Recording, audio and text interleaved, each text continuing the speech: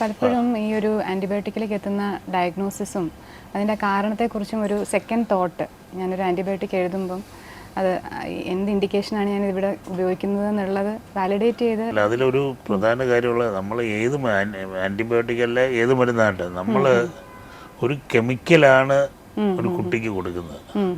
ആ ഒരു കെമിക്കൽ ബോഡിയിൽ ഉണ്ടാക്കുന്ന മാറ്റങ്ങൾ ഏത് രീതിയിലും ആകാം.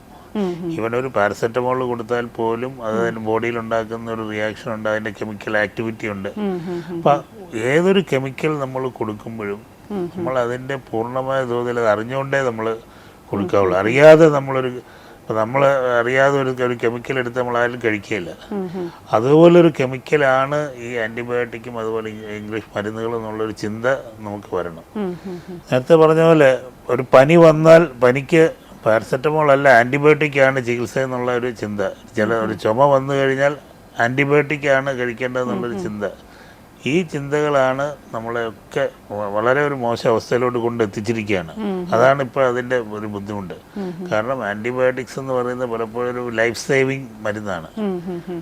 ആ ലൈഫ് സേവിങ് സമയത്ത് അതിനാവശ്യം വരുമ്പോഴത്തേക്കും നമ്മൾ സാധാരണ കൊടുക്കുന്ന ആൻറ്റിബയോട്ടിക്സ് പ്രയോജനമാകുന്നില്ല. അതാണ് ഇതിൻ്റെ ഒരു പ്രത്യാഘാതങ്ങൾ സാറേ. എന്തൊക്കെയാണ്? പല ആൻറ്റിബയോട്ടിക്കുകളും മുന്നേ ഉപയോഗിക്കാൻ പറ്റാതെ ആവുന്നതായിട്ടും റെസ്പോൺസ് കുറയുന്നതായിട്ടും കാണാറുണ്ട്. സാറിൻ്റെ പ്രാക്ടീസിൽ അങ്ങനെയുള്ള അതാണ് ആൻറ്റിബയോട്ടിക് റെസിസ്റ്റൻസ്, അല്ലെ ആൻറ്റിബയോട്ടിക്കിനെതിരായിട്ടുള്ള പ്രതിരോധം നമ്മുടെ എല്ലാവരുടെ ശരീരത്തിൽ വന്നുകൊണ്ടിരിക്കുകയാണ്.